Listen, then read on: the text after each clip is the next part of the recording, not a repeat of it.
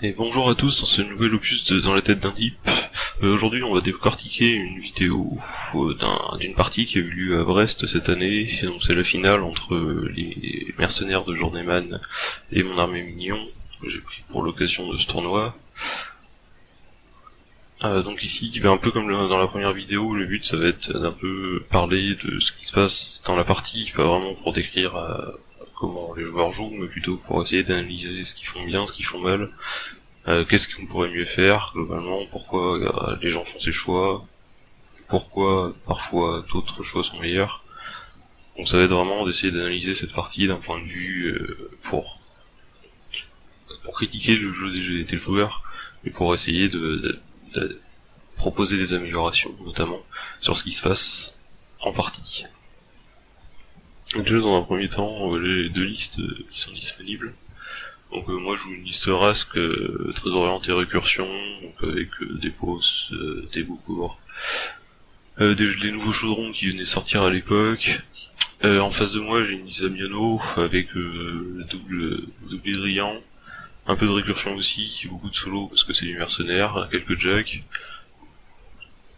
Au niveau de l'analyse des listes déjà, on peut voir que c'est deux listes qui sont assez similaires quand même. Alors c'est deux listes qui sont pas très fortes au scénario parce qu'il n'y a rien de vraiment contrôle dans les deux listes. Le seul point fort au scénario des listes, ça va être d'essayer de sortir de l'adversaire des zones et de marquer des points comme ça, et pas vraiment de gros trick de scénario dans les deux listes. Il y a un peu de récursion dans les deux listes aussi, j'en ai un peu plus que lui, mais lui il a beaucoup plus de tirs pour commencer à gratter mes figurines avant le contact. Je vais mettre la vidéo en pause en attendant pour un peu discuter de ces listes là, justement. Donc déjà la première chose quand vous arrivez en partie, c'est d'essayer de comprendre comment vous allez gagner la partie et comment l'adversaire va la gagner. Ici en regardant ces deux listes, on voit assez vite que moi j'ai une liste qui est très orientée récursion, qui a pas trop de moyens de KTC, à moins que l'autre fasse un peu n'importe quoi. Parce que j'ai pas grand chose en fait pour aller KTC, j'ai le tir de Rask, j'ai une liste, sinon ça va pas très très loin. Donc la principale condition de victoire, moi ça va être l'attrition, en fait, ça va être de juste tuer l'autre avant qu'il me tue, et finir par gagner sur le long terme. Je peux essayer de le sortir un peu des zones, vu le volume de figurines que j'ai, mais comme je disais au début, c'est pas vraiment une liste qui est faite pour jouer le scénario. En face de moi, j'ai une liste d'Amiano qui est un peu sur le même principe, c'est-à-dire que c'est très très orienté attrition, partie sur le long terme, et essayer de rater les figurines adverses. Donc, au niveau KTC, lui il a beaucoup plus de potentiel que moi pour essayer de tuer Rask, sauf que moi justement je joue Rask, et Rask c'est très très compliqué à tuer au tir à cause des Chamblers notamment.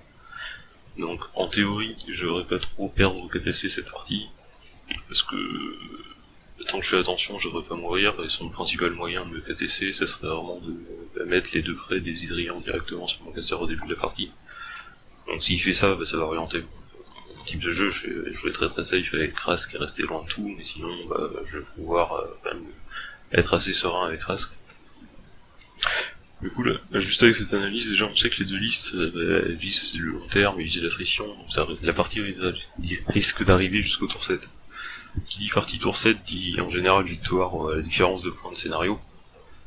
Du coup, on n'a pas vraiment d'intérêt à essayer de prendre l'avantage de l'attrition ou à essayer de mettre la pression sur le caster adverse, parce que globalement, on devrait pas prendre l'avantage de l'attrition ni tuer le caster adverse dans cette partie. Donc le but ça va vraiment être d'essayer de 1 maximiser nos points de scénario qu'on marque, et de 2 essayer de minimiser les points de scénario adverse pour arriver au tour 7 avec plus de points de scénario que l'adversaire. Alors c'est peut-être envisageable de gagner avec plus de 5 points d'avance scénario, mais il faudrait qu'un des joueurs fasse quand même pas mal d'erreurs de gestion du scénario, parce que c'est quand même assez compliqué de prendre une grosse avance au scénario, à moins de prendre une grosse avance à l'attrition ici, puis nos listes. Du coup déjà, on part de ce principe-là, c'est que la partie va durer 7 tours, donc il va falloir essayer de prévoir un peu sur 7 tours, sur comment contester les flags, comment aller contester les zones adverses, comment scorer nos flags, parce que mine de rien en 7 tours ça fait beaucoup de solo, si on en perd un par tour, on n'aura jamais assez pour aller prendre un flag à chaque tour. Donc c'est tous ces petits points-là qu'il faut prendre en compte déjà dès le début, parce que si on s'attend à jouer une partie longue, c'est pas comme ça. Vous savez pas du tout jouer de la même façon que si vous attendez une partie qui va durer 3 tours. En plus de ça, donc là maintenant qu'on a repéré ça, on peut à peu près choisir, enfin savoir ce qui va se passer selon qui gagne le toss. C'est-à-dire que là, vu que le but de la partie ça va être de gagner au scénario en 7 tours, le but c'est de faire le plus de points de scénario, et pour faire le plus de points de scénario, le mieux c'est de jouer en deuxième, parce que le joueur qui joue deuxième, il peut scorer 6 fois au scénario, alors que celui qui joue premier, il score que 5 fois.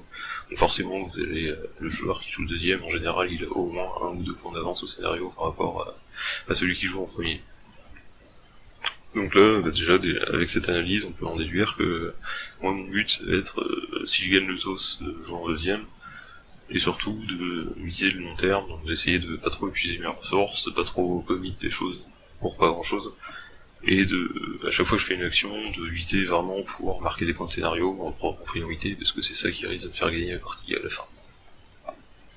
Lui, son objectif, ça va être à peu près le même, parce qu'il a à peu près le même genre de liste. Il a un peu plus de facilité que moi pour aller sniper les solos adverses notamment, ou les trucs qui contestent en bout de zone, parce qu'il a beaucoup de tirs qui touchent quand même assez bien. Mais il a pas toute ma récursion, il a pas mon feed de contrôle qui est quand même plutôt bien pour temporiser pendant un tour. Donc voilà, a priori les deux listes se valent quand même assez bien, et ça va donner une partie intéressante. Du coup, on va repartir. C'est sur la partie... Hop. Comme vous pouvez le voir, malheureusement, il a gagné le toss, et il a intelligemment choisi de se mettre en deuxième lui-même, qui en est arrivé à peu près à la même conclusion que moi. Vous pouvez voir en plus que, à cause de ces hydrians là qui sont en advance, je peux même pas courir à fond au premier tour. Donc c'est un peu la double finition pour moi là d'avoir ce premier tour, parce que d'un je peux pas m'avancer sur la table, et en plus c'est lui qui va commencer à marquer, donc c'est très très problématique pour moi. Au niveau des proies, donc comme vous pouvez voir au niveau de son déploiement, enfin moi je me suis mis au centre assez classiquement. Lui il pouvait choisir avec ses hydrians s'il concentrait tout sur un flanc ou s'il se répartissait assez équitablement. Là il s'est réparti assez équitablement entre les deux flancs. Donc il s'est mis une unité à droite, une unité à gauche, il en a profité pour mettre les deux près des hydrians sur ses crocos. Donc déjà je sais tout de suite qu'il va pas du tout partir au KTC et qu'il va pas chercher à venir me tuer Rask. Donc je sais que je vais être assez safe là-dessus pendant toute la partie avec mon caster, parce que je risque pas grand chose sans l'après des hydrians sur mon caster. Ici j'avance tranquillement avec un peu toute mon armée pour rester hors de portée des hydriens autour 1, parce que j'ai pas envie de prendre des tirs gratuits, ça ne sert pas à grand chose. De toute façon je sais que moi mon plan de jeu au tour suivant ça va forcément être d'avancer avec toute mon armée et de fit le plus loin possible sur la table. Du coup j'ai pas envie de commencer à prendre des dégâts gratuitement un peu dès mon tour 1, alors que je peux tout simplement rester en dehors de ses portées au tour 1, puis avancer autour de mes feats pour pas prendre de dégâts, et finalement commencer à vraiment prendre des dégâts que à partir de mon tour 3 moi. Ce qui m'arrange plutôt pas mal, on va dire. Ici, on remarque quand même une première erreur, je pense, parce que... comment dire... Là, il a ces doubles hydrians qui sont en haut et en bas. Ses prêts, il les met sur les unités d'en face. Bon, c'est plutôt logique, on va dire. Sauf que moi, là, mes unités de crocos, on s'était à peu près sûr qu'il allait mettre ses frais sur mes crocos, il a pas grand chose d'autre après, il va pas les mettre sur mes vis, parce que mes vis vont rester derrière. Enfin, le premier truc sur lequel il va tirer, ça va être mes crocos. Du coup, le plus logique pour moi, ça aurait été, là, mes crocos qui sont là, de pouvoir, au premier tour, au lieu de juste courir ici, je sais pas, 5 ou 6 pas, en restant hors de portée des hydrians, ça aurait été de faire courir ceux-là, de les passer ici, et de passer l'autre unité, donc qui était là, de la passer ici. C'est-à-dire que lui il se serait retrouvé avec l'après de son unité en bas sur mon unité en haut, et son unité en haut sur mon unité en bas. Donc ça aurait plus ou moins neutralisé tout de suite ses frais en fait, ou en tout cas ça lui aurait vachement compliqué la tâche, parce que pour lui je pense que c'est quasiment impossible que cette unité là, à son tour, elle court de 12 par là, et que cette unité elle court de 12 par là pour replacer ses frais dans le bon ordre. Lui il peut pas vraiment faire ça, parce que ça va le mettre très très loin sur le terrain, et ça va lui poser problème au tour suivant. Donc là c'est vraiment une boulette de ma part, une très grosse boulette, parce que le truc le plus important à gérer, il a 24 figues avec près je crois dans son armée, et du coup lui enlever un +2/+2 sur les 24 figurines, c'est vraiment super important pour moi. Là j'en avais l'occasion de le faire avec mon tour 1, mais je pouvais pas courir à fond tout droit, j'aurais dû vraiment réfléchir à ça et faire attention, Le problème c'est que j'avais trop de filles dans mon armée, à mon déploiement je me suis mal placé, du coup j'ai pas pu juste intervertir les marqueurs de frais. Ça c'est le genre de truc, faut vraiment y penser quand vous jouez contre les figurines qui ont beaucoup de marqueurs de frais. C'est de réfléchir à comment vous allez bouger vos unités au tour 1, est-ce que vous allez pouvoir intervertir vos unités pour bloquer l'adversaire, pour un peu l'empêcher d'être en face de ses frais, globalement comment vous allez vous débrouiller. Donc lui à son tour 1, il a couru tout droit avec tout au maximum, en respectant un peu la portée de menace. Et puis voilà, il se passe pas grand chose, de toute façon, lui il va attendre, il va forcément attendre. Moi je sais qu'à mon tour 2, là je vais fit. Je respecte juste avec mes beasts cette distance de menace pour pas qu'ils puissent juste avancer sur moi, me taper avec ses jacks. Histoire d'éviter de perdre une beast pour pas grand chose directement. Alors là, ce que c'est avancé, à poser un pied. Donc là vous pouvez voir ce cloud que je mets là.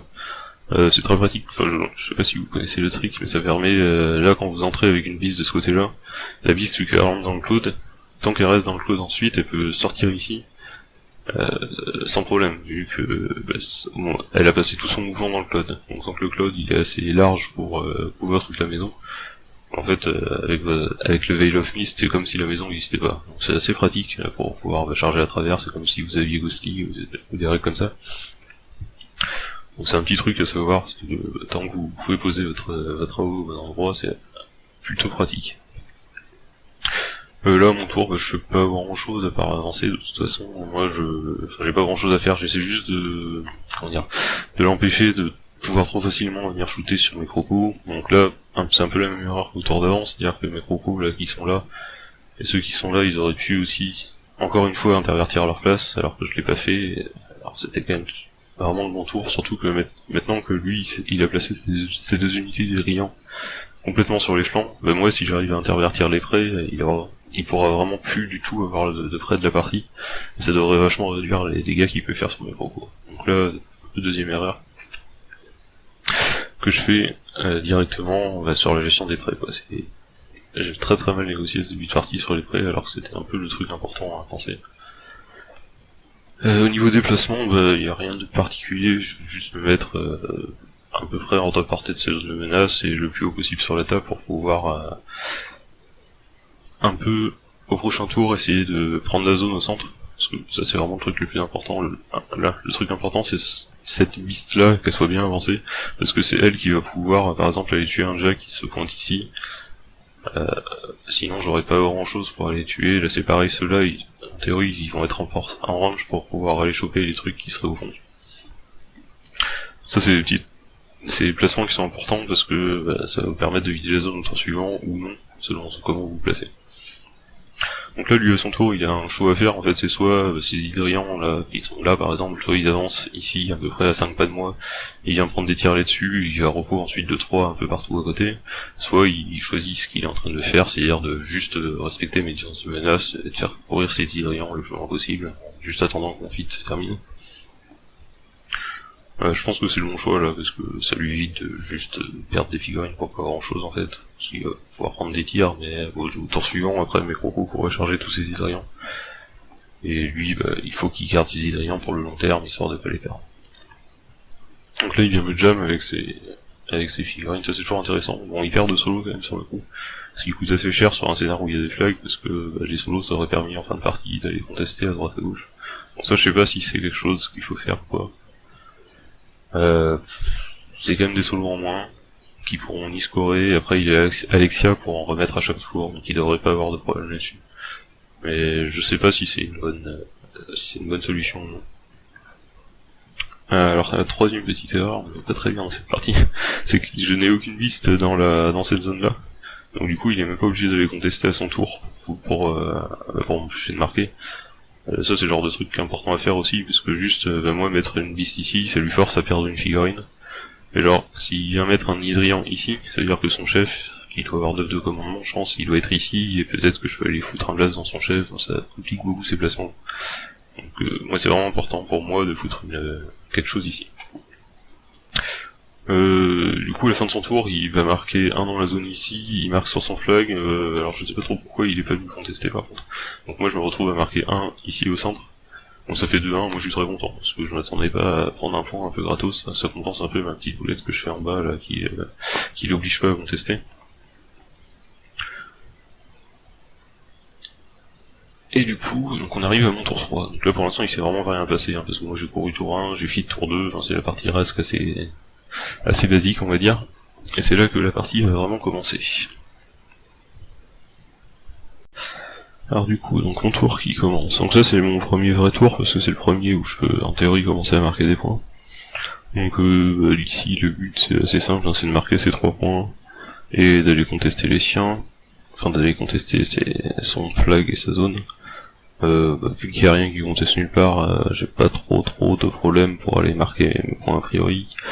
Je sais juste que je vais perdre un solo, le solo que je vais envoyer sur mon flag en haut à gauche ici, mon solo il va forcément mourir au prochain tour. Donc bon, c'est là où on commence un peu à rentrer dans les problèmes des parties qui vont durer très longtemps, c'est que il faut avoir suffisamment de solo pour pouvoir aller prendre les flags au fur et à mesure. C'est là où Alexia c'est vraiment très fort, parce que vous avez un solo gratuit par tour en plus d'avoir une unité, donc vous pouvez prendre à la fois une zone ronde et un flag par tour un peu gratuitement. Donc ici je tue ces figurines qui jam, donc là je prends... c'est un peu tard, hein, on dira, mais vaut mieux tard que jamais. Je prends la décision d'éloigner mes crocos de ces hydrians, parce que je crains vraiment qu'ils me défoncent un peu au tir au prochain tour, si je reste dans le coin, vu qu'ils sont plutôt très bien placés, là que j'ai pas trop de moyens d'aller les choper assez facilement. Donc je décide de faire courir un peu tous mes crocos très loin de ces hydrians, en se faisant, je me pile en face de ces Jack. Moi je m'attends pas trop à que mes crocos survivent, mais au moins il aura... Enfin, ça va un peu le forcer à avancer ces Jack au moins, parce que juste ces hydrians là ils auraient pu venir tuer mes crocos s'ils étaient restés dans le coin, peut-être pas tous d'un coup, mais bien les amocher pendant un tour, alors que là au moins s'il avance ces Jack, moi j'ai ma bis qui est là, qui va être à peu près suffisamment proche pour venir tuer les Jack qui viennent. Donc au pire je vais changer des crocos contre ces Jack, et ça lui enlève des pièces qui sont plutôt fortes pour contester pour le prochain tour, ou pour les tours d'après d'ailleurs. Donc ça me va plutôt bien si on échange, si on fait ces échanges là. Enfin en tout cas ça me va plus d'échanger mes crocos contre un Jack que de prendre des tirs d'Irien. En bas je mets en priorité mes chambleurs devant, j'essaie de garder, donc là c'est vraiment les figurines importantes, c'est eux là. Le deuxième il est là je pense, parce que eux c'est ma récursion, donc j'ai pas du tout envie qu'ils meurent, donc c'est pour ça que là je les expose pas. J'aurais pu aller charger des hydrians, on s'en repop des chambleurs par exemple, mais du coup lui il se serait retrouvé genre ici pour regarder les chambleurs qui seraient ici en commandement, donc c'était beaucoup trop avancé, il serait forcément mort au prochain tour, et moi ça m'intéresse pas de le perdre à ce moment là, parce que c'est toujours le même principe, hein, on vise les parties en 7 tours. Du coup, il faut le but c'est qu'on type il survive le plus longtemps possible pour ramener des chambleurs au fur et à mesure, et surtout que si à un moment j'arrive à accumuler beaucoup de chambleurs, ça va être un vrai problème pour lui. Donc ici, vous pouvez voir que je mets bien la vis dans la petite zone, donc moi je marque ici, ici et ici, donc ça me fait 3 points, du coup au scénario il y a 4-2 pour moi. Ce que je conteste c'est je conteste son flag avec ça, et je conteste ici. Bon, mon tour j'ai vraiment rien fait, hein. Moi j'ai juste pris mes points tranquillement, j'ai rien explosé parce que, encore une fois, on est en mode attente. Il ne se passe pas grand chose, j'attends qu'il fasse quelque chose, de toute façon c'est lui qui a du tir, c'est lui qui va un peu plus loin que moi, donc c'est lui qui devrait commencer à rentrer dans le tas. Donc ici qu'est-ce qu'il fait? Déjà il a mis tout son focus sur ce Jack, donc je sais que c'est lui qui va y aller, hein, ce qui semble à peu près logique qu'il a très cher et qu'il va pouvoir bien défoncer tous mes crocos. Il commence par faire un peu tous ses tirs divers et variés sur les crocos, donc c'est tous ces solos qui commencent à tirer, son caster, ses petites unités là qui traînent aussi, histoire de commencer vraiment à mocher mes crocos, donc il commence à gratter pas mal de points de vie à droite à gauche. Avant que son Jack se décide à y aller. Là que se passe-t-il? Il continue de tirer sur mes crocos, hein, on est encore on va dire au début de son tour. Là lui à son tour, son but ça va être forcément de marquer ici, ici, et alors potentiellement ici, parce que c'est assez facile pour lui de vider. Je sais pas si ça c'est à 4 pas, si c'est à 4 pas il pourra marquer, il me semble que c'est à 4 pas, je sais plus trop. Parce que c'est très facile pour lui de tuer ce qui est autour et de faire pop un solo ici qui pourra courir sur mon flag pour marquer un point. En théorie il devrait marquer 2 points il me semble. Vu que ça doit être à 4 pas. Du coup, scénario, donc ça ferait, là il y a 4-2 pour moi, donc ça ferait 4-4, ce qui me va plutôt très bien en tant que deuxième joueur. Donc là il a fit avec son caster. Donc là on a eu un petit débat pendant la partie. Tiens, je vais mettre une petite pause, histoire d'avoir le temps d'en partie. Enfin, après la partie on en a un peu reparlé. Alors ça paraît débile de faire courir tous ces crocos ici pour qu'ils meurent sur le jack. Surtout qu'il est très cher et qu'il peut assez facilement venir me défoncer. Mais au final, imaginons que j'avais mis genre les 3 crocos ici à portée du jack, ce qui semble à peu près, vu qu'il a range 2, c'est assez dur à cause de la maison de vraiment s'écarter. Il aurait au moins eu 3 crocos je pense. Et avec que 3 crocos il aurait pas fit. Il serait juste venu avec son jack, il m'aurait tué mes 3 crocos je pense. Voire il aurait peut-être juste tiré dessus. Je sais pas trop ce qu'il aurait fait exactement. Mais là il se retrouve à lancer son feat pour que son jack il me défonce, mais je crois 4 crocos dans son activation, 4 ou 5 crocos dans son activation. Alors certes, pour lui c'est plutôt fort à l'attrition, mais c'est un feat il se retrouve à faire un feat qui lui fait pas gagner de points de scénario en fait, parce que là, en prenant mes figurines au milieu, il gagne rien au niveau scénario. Il conteste pas franchement mieux parce qu'il y a juste son jack avec ma vis qui est juste à côté, qui devrait pouvoir le tuer au prochain tour. Donc au final il claque son feat juste pour un play d'attrition qui est pas forcément très très bien. Et moi entre lui donner 3 crocos sur son jack, ou lui en donner 5 sur son jack, en l'obligeant un peu, enfin l'obligeant non pas vraiment, mais en le forçant, en l'incitant on va dire à utiliser son feat, c'est-à-dire que son feat au final dans la partie lui a rapporté que 2 crocos. Ce qui me semble plutôt un bon échange. Alors c'est dur à dire si c'est correct ou non. Je perds beaucoup de crocos ici. Je perds quand même pas une bonne partie de ma liste, mais je perds quand même, je crois, 5 ou 6 crocos dans le tour. Ce qui est beaucoup. Je pense que là c'est une petite erreur qu'il fait, c'est-à-dire que son caster sous fit aurait dû venir dans le coin ici pour prendre cette zone, et ce jack là il aurait dû venir là, parce que moi c'est quasiment impossible que je tue les deux dans le tour, vu que son fit il donne plus 3 armures. Je vais forcément pouvoir tuer lui, et lui j'aurais jamais pu le tuer. Donc là ça lui aurait permis un peu de plus de rentabiliser son fit, c'est-à-dire il serait retrouvé à faire un fit qui non seulement lui donne un bonus à l'attrition, mais en plus lui permet lui permettre de contester la zone un tour. Donc ça lui donne un point de scénario plus un bonus à l'attrition, ce qui est quand même plutôt intéressant. Donc je pense que là à mon avis c'est une erreur quand même ici, là d'utiliser son feat comme ça. Il aurait probablement pu plus servir plus tard. Donc là visiblement j'étais pas à 4, parce que je pense que tout ça c'est pas à 4, du coup il peut marquer gratuitement sur mon flag. Donc là c'est pareil, c'est une erreur. Là il aurait dû s'avancer à 4, parce que c'est très peu probable qu'il meure sur les tirs d'hydrien. Et il aurait pu tranquillement contester le flag et que je ne perde pas un point de scénario. Donc ici il a fini au-dessus, donc ça s'est passé à peu près comme prévu, c'est-à-dire qu'il a vraiment bien défoncé tous mes chamblers. J'ai gagné quelques dames quand même sur mon truc, donc il y en a quelques-uns qui pourront revenir au prochain tour. Il m'a tué là, un peu tout ce qui traîne ici. C'est plus en bas où c'est compliqué pour lui en fait, parce que j'ai quand même beaucoup de choses ici. Donc ici il décide plutôt de tenter beaucoup de tirs sur mes crocos. Il décide de venir jam avec son jack ici, et de prendre tous les tirs sur les chamblers pour les dégager en fait, histoire qu'il en reste plus trop. Donc c'est un choix ici, du coup j'ai mes crocos qui sont plus ou moins full au début de mon tour, ce qui est plutôt une bonne nouvelle. En théorie c'est chiant pour moi parce que mon jack il peut pas faire le tour pour tuer le sien et libérer mes crocos ici pour qu'il puisse charger ses éthériens. Et donc ici, à la fin de son tour, il se retrouve à marquer un ici et un ici. Du coup ça lui fait un point d'avance au scénario si je dis pas de bêtises.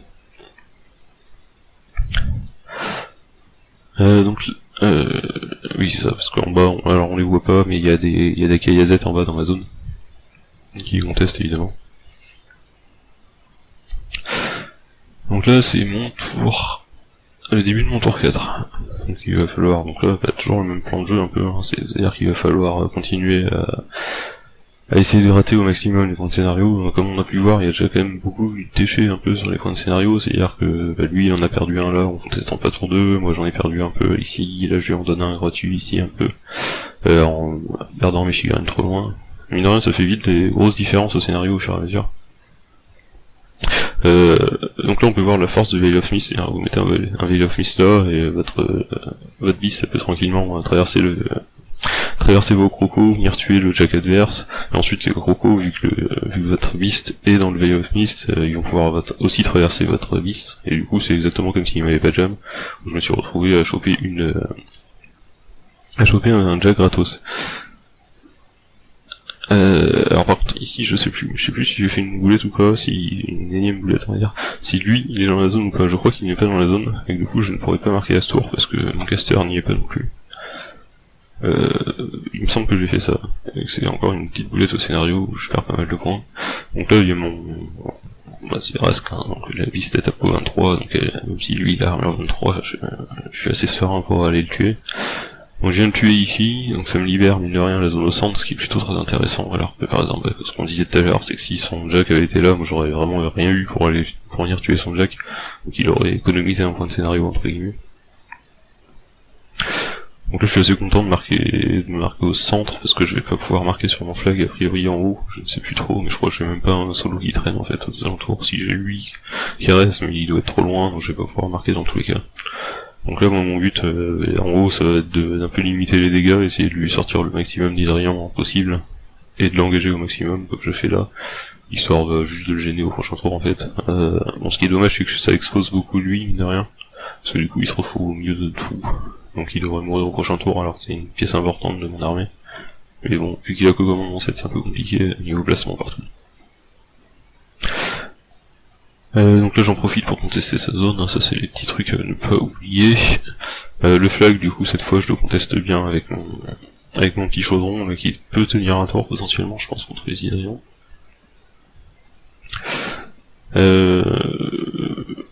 En sachant ouais donc la proie en haut est toujours là, donc ça veut dire qu'il va pouvoir la switch au prochain tour quand il va tuer ça. Là aussi c'est un truc que j'ai pas du tout pris en compte alors que j'aurais pu. Enfin, on en reparlera après. En bas, donc mon but c'est de dégager un peu les casettes, donc c'est un peu pénible à toucher, mais heureusement j'ai mon Witch Doctor là qui peut faire sa Sacrificial Strike, donc qui tue auto la casette en fait en tuant le type du chaudron. Donc ça me permet de tuer les deux casettes de mon tour, ce qui est plutôt une très très bonne nouvelle pour moi parce qu'elles pourront finir contester. Là je pense que c'est une boulette de sa part, donc on en revient un peu toujours au même constat, c'est que le but dans une partie c'est vraiment là de garder des ressources pour contester au fur et à mesure. Et lui, donc s'il avait par exemple juste récupéré une caillazette au fin fond de la table ici, au tour précédent, et garder l'autre ici, il aurait pu avec la deuxième caillazette venir contester au tour suivant, et du coup gagner un tour de contestation. Alors que là, en mettant les deux dans la zone dans le même tour, du coup je peux tuer les deux, et ça lui fait perdre entre guillemets un tour de contestation. Je sais plus s'il pourra contester au prochain tour par exemple, parce que je crois qu'il a plus grand chose dans le coin. J'ai mes crocos qui viennent tuer quelques Hydrians comme ils peuvent, même s'ils galèrent un peu, parce qu'ils n'ont pas pu mettre à l'avance pour toucher je crois. Et du coup, à la fin du tour, je marque 1 et 2 comme prévu un peu. Et là c'est à lui. Donc la table elle commence à être vraiment très coupée en deux, c'est-à-dire que lui il a un énorme avantage là. Ici on sait pas trop, même si j'ai encore mes deux bis, moi qui traîne dans le coin. Dont celle-là qui peut quand même un peu mettre la pression en bas au cas où au prochain tour. Mon caster il est très très safe, donc là comme attendu il défonce un peu tout, mais comment ça s'appelle, il défonce tous mes chambleurs, il va tuer mon chef chambleur, là je vais pas le remplacer, enfin je vais décider de pas sacrifier mes chambleurs pour le garder en vie, parce que ça me sert pas à grand chose, je préfère avoir des chambleurs que un chef au milieu qui sert à rien. Donc là il choisit de mettre la proie sur les chambleurs, alors qu'il en reste un ici. Je pense que c'est une mauvaise idée, parce que de toute façon la proie sur les chambleurs elle sert un peu complètement à rien, vu qu'il les tue déjà auto je crois. Il aurait mieux fait de mettre la proie là-dessus par exemple, ça l'aurait probablement beaucoup aidé à venir les tuer. Là il me semble qu'il a déjà tout activé de ce côté, du coup qu'il pourra pas marquer parce qu'il reste en chaudron, je crois, mais je dis peut-être une bêtise. En bas, alors là c'est un peu l'activation qui... je vais dire qui lui coûte la partie. Parce que déjà il a oublié de faire sa vengeance au début du tour, alors je vais utiliser des Hydrians et il a le spell de Damiano. Et surtout, donc là il vient charger mes crocos, alors que... enfin, ça semble une très très mauvaise idée, parce que s'il les rate, ça va vraiment être le drame pour lui, et potentiellement il peut les rater sur quelques mauvais GD ou quelques toffs bien placés.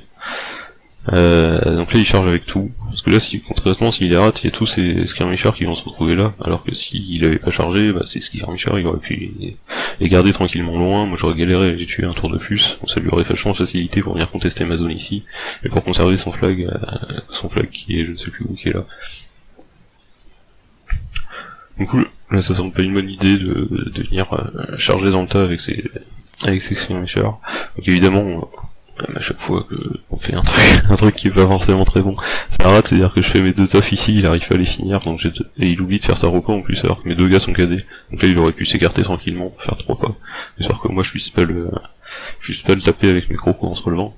Donc ça c'est vraiment une action qui va lui coûter très très cher, parce qu'au final il y a tous ces skirmishers là tous ces hydrians qui se retrouvent à rien faire du tour, à tuer en fait 2 crocos, et attendez, je vais mettre pause 2 secondes, qui se retrouve à pas faire grand chose du tour, qui oublie de faire sa vengeance, qui oublie de faire sa reco, et je vais me retrouver quand même au lieu de me faire un peu défoncer à l'attrition de ce côté, enfin qu'ils prennent l'avantage à l'attrition de ce côté grâce à tous ces hydrians, qui puissent contester tranquillement ma zone pendant quelques tours, là il a quand même commit tous ces hydrians d'un coup, pour au final un peu près rien faire. Il a pas eu de chance sur ses jets de dés, il a pas fait des gros dégâts et j'ai bien fait mes tofs. Mais je pense que c'était une prise de risque qui était pas franchement nécessaire. Donc là c'est mon tour, donc là il marque que 1 ici, parce que moi je conteste partout ailleurs. Le scénario c'est plutôt très très bon pour moi, parce que au final à force de marquer dans la zone du centre qui est plutôt complètement à moi, je commence à prendre quand même beaucoup d'avantages au scénario. Donc ici qu'est-ce qui se passe? Bah là je suis très content que, que tous les hydrians soient restés là, parce que non seulement je vais pouvoir les tuer gratos avec la relance de mes crocos, mais en plus je vais pouvoir me soigner à chaque fois que j'en tue un. Donc évidemment moi, c'est vraiment le gros jackpot pour moi. Je me retrouve à tuer tous les hydrians gratos, alors que ça aurait été un réel problème pendant toute la partie. Alors je sais plus trop ce qui se passe, je crois que je rate lui et que du coup je peux pas marquer sur le flag à ce tour. Il me semble. De l'autre côté il se passe pas grand chose, j'ai mes derniers trucs qui viennent se faire tuer tranquillement. Lui il vient prendre, alors ça c'est une connerie aussi encore, mauvaise gestion de l'après hein, comme d'habitude.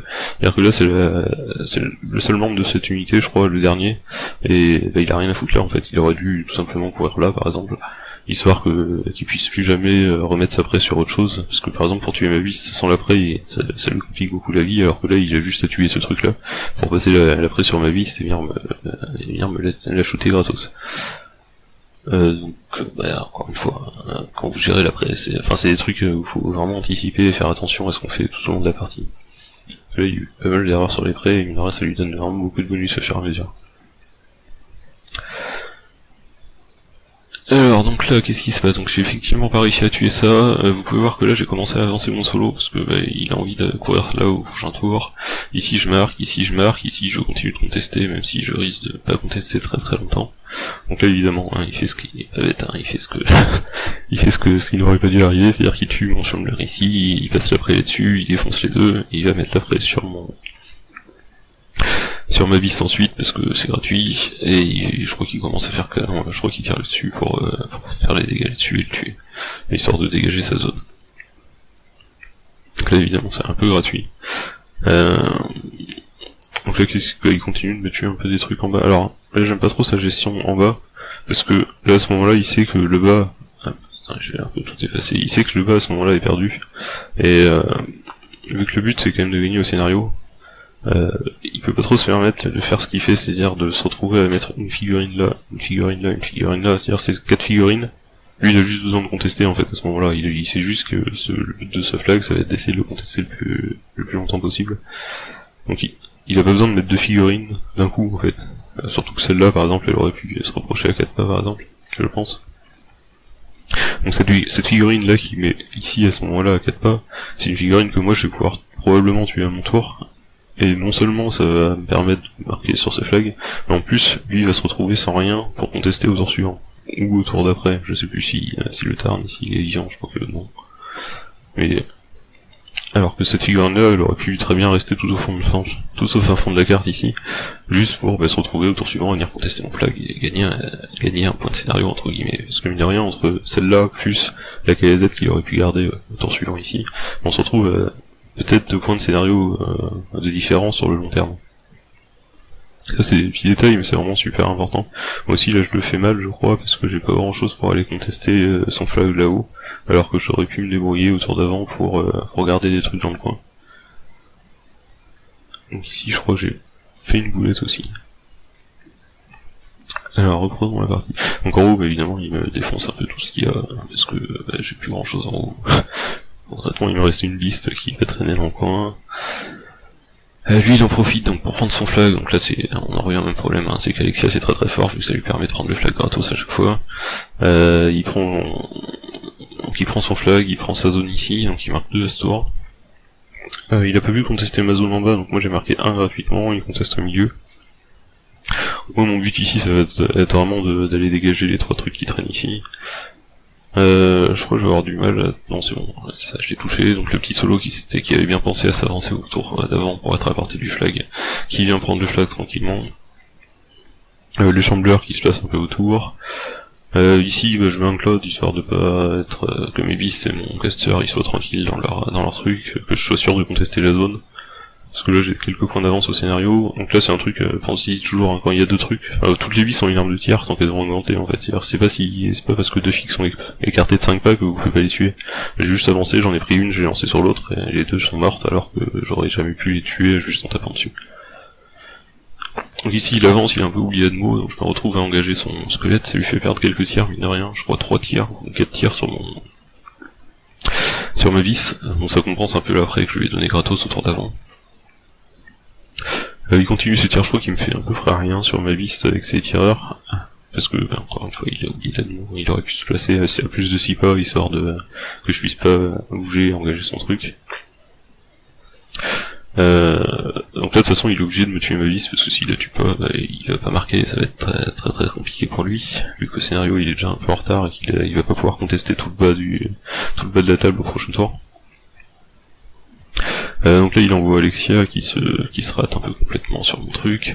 Il rate son slam avec son jack parce qu'il a pas pensé à mettre un focus pour booster la touche, du coup il peut me sortir du truc. Et il se décide à envoyer, je crois, son caster sur ma vis, qui reste, je sais pas, peut-être une quinzaine de PV à ce moment-là. Il rate son attaque de charge évidemment, il rate un peu tout. Ça c'est un peu la punition pour pas avoir mis un focus sur son jack. Et du coup il se retrouve à pas du tout tuer ma beast, donc je marque 2 points de plus que lui au scénario. Vu que j'en avais déjà 1 ou 2 d'avance, je crois qu'à ce moment là il peut plus du tout gagner la partie. C'est ce dont on discute.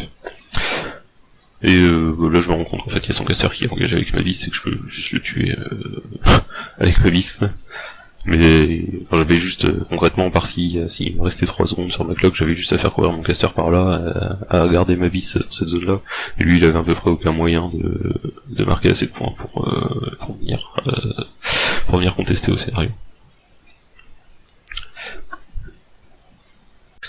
Donc on se retrouve ici à la fin de la partie, du coup je me retrouve à gagner à la fin du 7ème tour avec je crois 2 ou 3 points d'avance au scénario.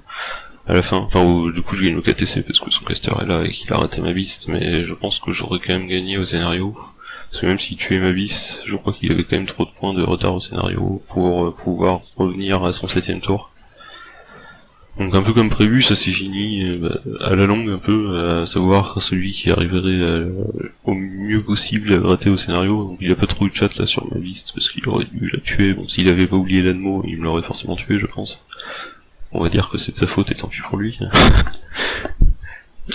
Mais bon, en théorie, la fin de partie aurait dû se finir au tour 7 s'il me tue ma vis, avec a priori une victoire de moi-même au scénario. Du coup, ça s'est un peu passé comme prévu ici, c'est-à-dire que les Hydrians m'ont bien défoncé au tir. J'ai essayé de rater un peu comme je pouvais au scénario. La boulette qu'il fait en bas ici est quand même énorme pour lui, c'est-à-dire qu'il perd je sais plus 8 Hydrians pour rien, il se retrouve à plus rien avoir à contester pour contester mes 2 zones alors qu'il aurait pu facilement économiser 2, 3 ou 4 points de scénario ici, juste en gardant ces hydrians un peu loin, en tirant dessus. Il m'aurait complètement empêché de venir prendre ce flag. Il aurait probablement pu aussi contester ça, vu que les hydrians vont assez loin avec la repos en plus. Ça pour moi c'est clairement ça qui lui coûte la partie là, parce que sinon il était plutôt très bien, niveau attrition et tout. Après il a pas eu de chance sur les toffs des crocos et sur les dégâts, mais c'est des choses qui arrivent. Et il a pris un risque énorme là en venant me charger, plus l'oubli de la vengeance et l'oubli de la reposition. Ouais, il a été un peu fini assez directement. Au niveau de la partie c'était quand même super intéressant à jouer, parce que lui il a bien compris comment il fallait gagner, moi j'ai compris aussi comment il fallait que je gagne. Il y a eu pas mal de petites erreurs des deux côtés, alors à part ce problème des hydrians là, le reste de la partie c'est vraiment que des petites conneries, mais comme vous pouvez voir au fur et à mesure, au final, quand vous ajoutez les petites conneries mises bout à bout, on se retrouve vite à des différences de points de scénario de 2 ou 3 points aux heures 7, ce qui est quand même énormissime, parce que 2 ou 3 points c'est un tour de plus, voire 2 tours de plus de scoring. Donc c'est des petits détails au fur et à mesure, mais c'est des choses qui comptent vraiment énormément sur le long terme. Donc la première chose déjà avoir machine, c'est de réussir à bien faire sa partie sans faire de grosses boulettes. Après, comme vous pouvez le voir, il y a vraiment beaucoup de petites boulettes qui sont faites à droite à gauche pendant toute la partie, que ce soit au niveau de la gestion des contestations qui traînent, au niveau de la gestion des frais que j'ai vraiment très mal géré là pendant toute la partie, alors que j'aurais pu, ça m'aurait grandement facilité la tâche juste si j'avais inversé mes deux unités dès le début là. Alors que moi ça me coûtait rien, c'est quelque chose qui est vraiment indispensable à faire, il faut pas l'oublier quand vous jouez contre ce type de liste. Et donc voilà, globalement, comme vous pouvez le voir, hein, même s'il y a deux bons joueurs là qui s'affrontent, il y a des erreurs à droite à gauche, et le but c'est d'en faire un peu le moins possible et de bien repérer celles de l'adversaire pour jouer avec, pour compenser les vôtres aussi évidemment, et pour gratter le plus possible. Donc voilà, merci d'avoir regardé cette vidéo, et puis à bientôt peut-être pour une nouvelle vidéo dans la tête d'un type.